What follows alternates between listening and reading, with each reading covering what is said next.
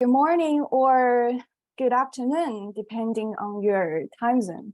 So we are really happy and excited to see you here and become part of the attendee to this webinar, which is related to UL9540A. And today we are going to have speakers August, me, and Chris and Eli. They will help along the way and also at the end of the Q&A session. So as you can see here, it's our today's topic, research-based and data-based fun facts about UL9540A. So I want to share my inspiration. Where did I get the inspiration to choose this topic? So the first reason is that I was attending the NFPA exhibition in Missouri. And there were a lot of great sessions talking about UL9540 or the other topics related to UL standards. And there's a person was saying that if manufacturer is willing to share the UL9540A report, that is a good sign, which means the manufacturer is confident about their products and that they are happy with their products. That is ensuring the future use of the safety use and the reliability of the products. So this is the first reason. And the second reason is that in the year of 2019, so there's a battery energy storage system incident happened in Arizona, and some firefighters got hurt, and the fire continued for 2 weeks. So this is catastrophic incidents that we don't want to see in the future. So safety is quite important. Those intrigue me that I want to choose today's topic as UL9540A, and I try to make it fun to share with all of you today. So let's get started and dive into agenda of today. So at the beginning, we will do the introduction to UL standards, and the second, we will talk about the UL9540A test stages in details. And we also have extended topic related to NFPA 855. And the last section is ideas sharing and Q&A session. So let's start it from the part 1 introduction. But before that, we have a warm up for you. Here I prepared the 3 questions for you, but you don't need to answer right now. You can try to find the answer at heart, and you will. We will not provide the answer for you at this moment. You will find the answer along the way, along the way of the training. So the first question is UL9540A a certification? Number 2, what are the major UL standards for business energy storage system? And number 3 is a true or false. NFPA 855 applies only to lithium battery ESS. Is that true or false? All right, probably you already have some answers. We will find it in the following pages. We start from who is UL? So UL stands for Underwriter Laboratories, which is a third-party certification company, was founded in 1894, which is almost a century ago in Chicago. And they do certification with the goal to make the world a safer place for both workers and consumers. Apart from testing, they also do industry standards for the new products. So overall, UL is just a global safety organization. All right, so here we are going to talk about UL standards, especially for the BESS. So UL standards we are going to have here is UL1642 for the cell level, and UL1973 for the module level, and UL1741 for inverter, and UL9540 is for the battery system. And the last one, last but not least, it is UL9540A, which is not a certification, but a report with data, quantitative data provided for analysis. All right, here we comes to the UL9540A. UL9540A was developed in 2017 for the reason that fire departments and building inspectors concerns over the previous or the current codes doesn't have a methodology to help the fire and safety. So developed in 2017, and currently we are using the version of 2019, the fourth version edition. Yeah, so UL9540A is the test method for evaluating thermal runaway and fire propagation in BESS. It includes 4 stages. We will talk about it in detail in the following pages. So who are the stakeholders for the UL9540A? It's me and you. Me, we as manufacturers, you as users, installers or distributors or regulatory authorities and testing laboratories and end users and so on. All right, so some people might have some confusion about the differences between or similarity between what are the differences or similarities between UL9540A versus UL9540.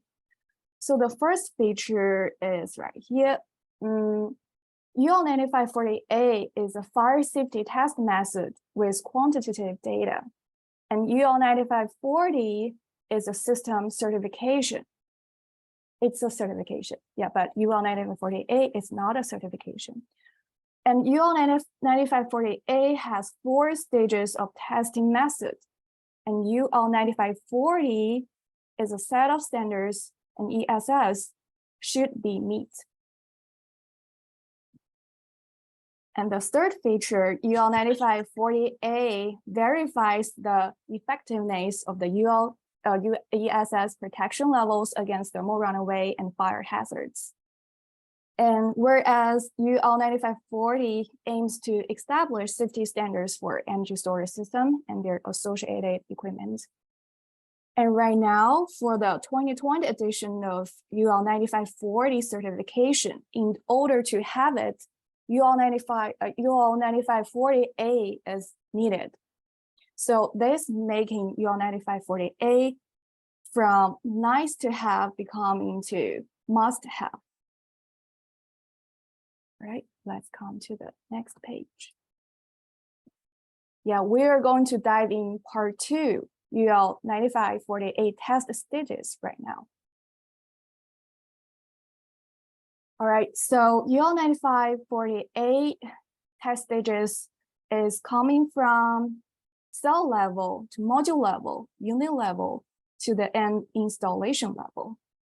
Here has a little chart. You probably already see it somewhere, like from UL website. So here I organize and make it more fun to learn. Let's take a look. So first we can take a look into the testing equipment when the UL9540A is doing testing. So the first one on the left side is the equipment machine used for cell testing. And the middle one is a sealed vessel, is also used for cell testing. So during the testing, the gas composition, the gas and also the smoke will be collected for the future analyzation. And right here on the right side, as you can see, here has 2 hoods. They call it hoods to collect smoke and gas for the gas composition analysis. And the middle one is for testing the small module right here. And on the left side is for testing the bigger module or unit. Right. So here on the left side is the testing lab for cell testing. And on the right side is the testing lab for unit and module testing. All right, so we can discuss more, dig a little bit deeper related to UL9540A, starting from cell level testing. So cell level testing carried out on the smallest individual battery cell of BESS, battery energy storage system. Later on, I'll call it BESS. It forced a battery cell into a thermal runaway in a pressure vessel. The pressure vessel, we just saw it. It's a sealed vessel. So gases and gases will be collected during the thermal runaway, and they will analyze the composition for the gas, and the replicated gases are used for the lower flammability limit test, maximum explosion pressure test, Pmax, and burning velocity test. So the ambient temperature for the space during the cell conditioning should be kept in between 25 plus minus 5 Celsius degree, which is 77 plus minus 9 Fahrenheit degree. And for the relative humidity should be kept from 50 plus minus 25%. So this information I collected from during the interviewing the SGS staff. So usually 5 cells needed for testing, this level testing, and manufacturers usually provide 8 cells and 3 of them are for backup. All right, here we jump to this slide. As you can see on the left side, it is a chart. It's a sample chart that we are going to find a place where is a, can you find the place of thermal runaway? Yeah, so like it's right here. So what happened in the beginning, starting from beginning? So they take advantage of the thermal runaway methodology, which is using external heat. It's a heating film to warm up or heat up the battery cell with a temperature range in between 4 Celsius degree to 7 Celsius degree per minute. So it's keep going until right here, you may find a little ditch. So the reason for this little ditch is the self-venting. So what happened for the self-venting? It's actually the pressure relief from the valve. Too much pressure accumulated inside the battery cell, and there is an open gate for the pressure came out. And you can find it in the battery cell like this. So those are pressure relief valve. So at this moment, the liquid came out and the chemistry came out. So it cools down the battery cell a little bit, but after that, the separator failure and internal short circuit that result in the thermal runaway. So as you can see, right here is the thermal runaway. In between the time range is 25 to 30 minutes and reached the highest temperature of over 800. This is the battery temperature itself, the cell temperature? This is that is a cell level temperature. Wow. Yep. I'm surprised it gets so warm before anything really bad happens. That's good to know. Yeah, like 100 C, that's really hot even before anything bad happens. That's good. That's true. And also, like on the right side, I screenshot a little tiny chart as well. This is actually how this the chemistry reaction. So there are some resources online that you can search on as well to match with this thermal runaway reaction. So which is pretty cool to know. All right, so let's continue. Thank you for the question. So here we are going to talk about the UL9540A, the module level testing. So we can take a look at the picture first, the picture called the iceberg, right? So this is a heating pad, heating film, usually put it under the center of the module. So usually the manufacturer will receive the heating film from the lab. So they prepare or install this heating film inside the battery before they sending over the battery, the module to the lab to do the testing. So the module level testing is carried out on the battery module under a small collection hood. Remember the hood? Yeah, the numerous cells within the module are forced into a thermal runaway in the same methodology used in the cell level testing. And the thermal runaway cells should create a condition of cell-to-cell propagation within the module. During the module's thermal runaway, the generated gas will be collected by the hood and the samples for future analysis. So then the analysis will include chemical heat release measurements based on the oxygen consumption principle, and also the vent gas composition analysis, hydrocarbon content analysis, hydrogen gas content analysis, and smoke release measurement. Yeah, this is about module level testing. And here we jump into the unit level testing. Yeah, so we talk about picture first. As you can see right here on the left, near to the, right here, this is initiating BESS unit. And the other ones are target BESS unit. So the initiating BESS unit should be forced into a thermal runaway in the same methodology used in the module level testing that creates a condition of the module-to-module propagation within the BESS unit.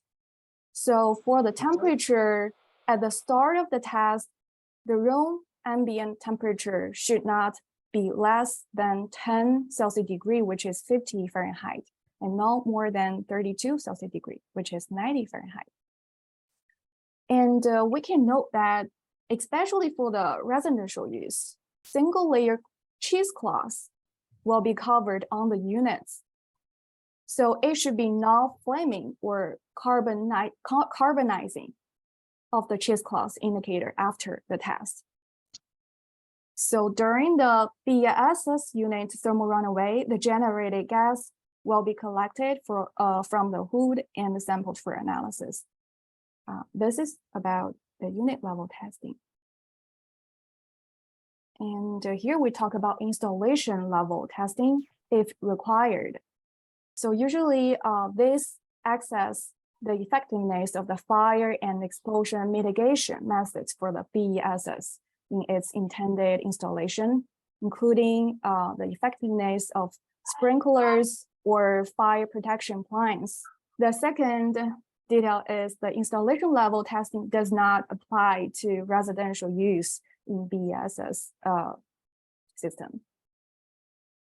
All right, so after finish all the testing, you will receive a test report.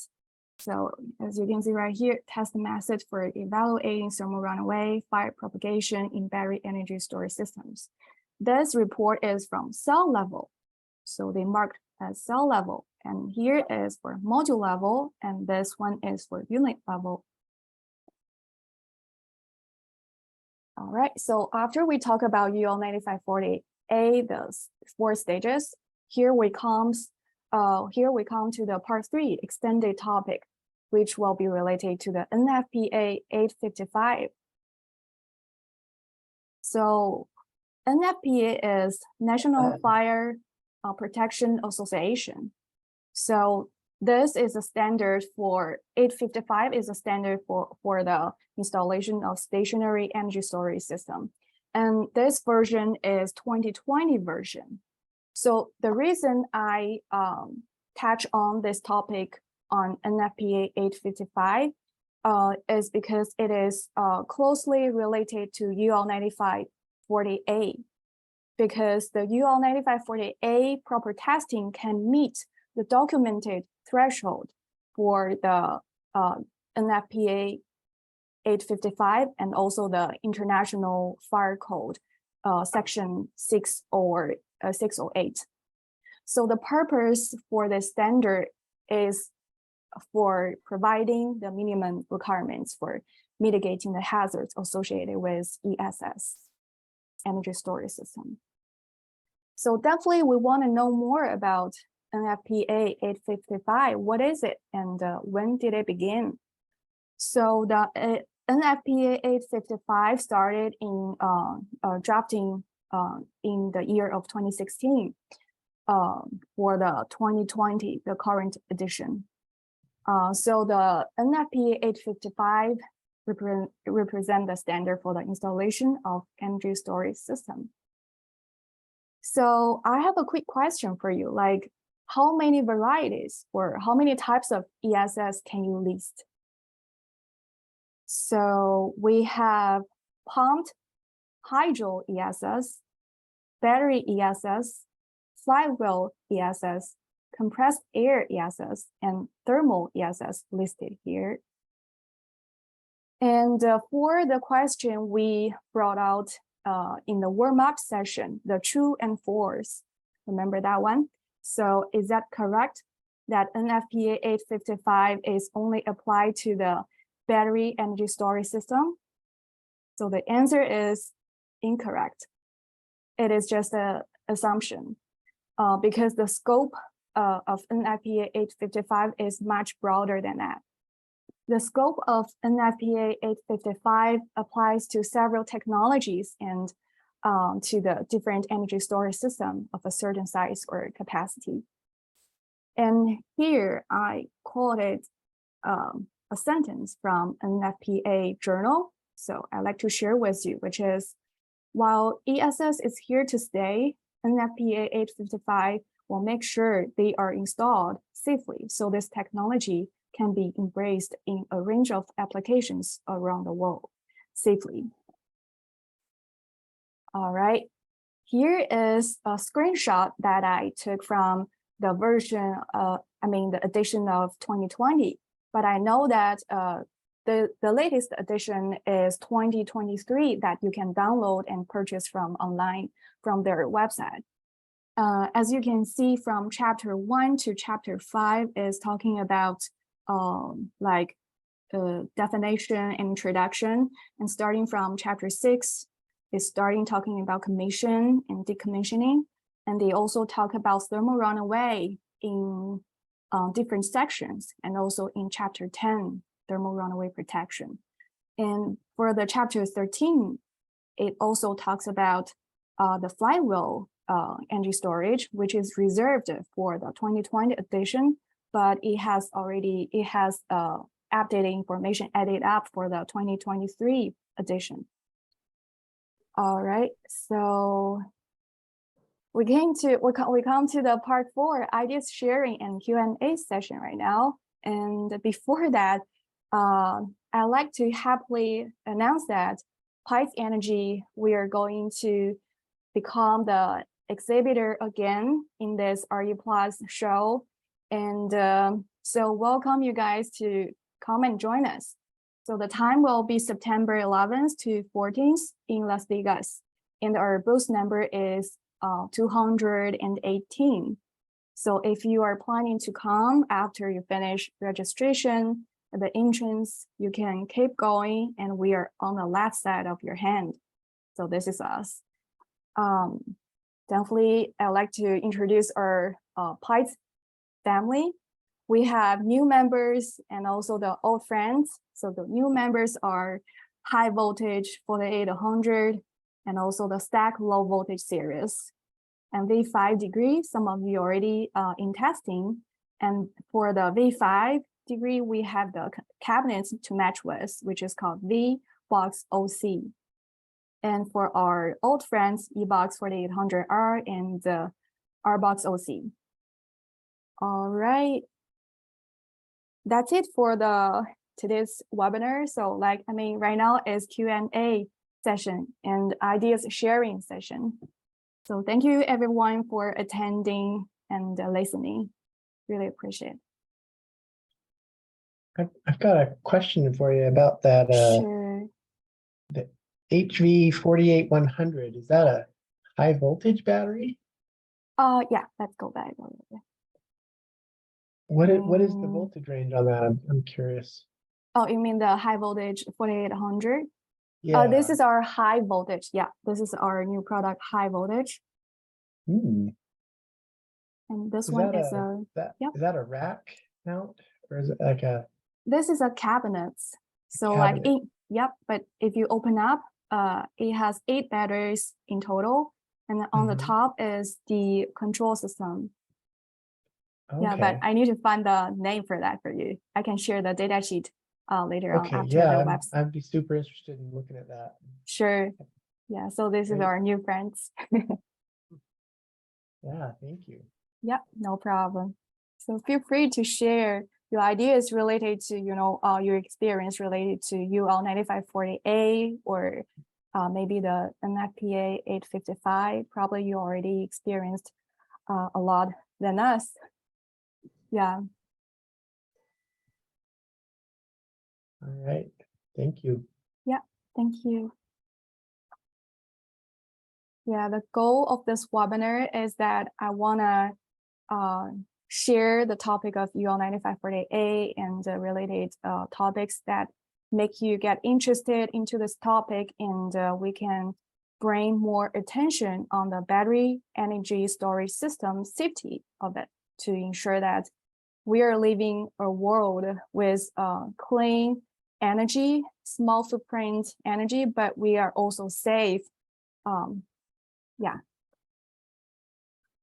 So feel free to ask questions.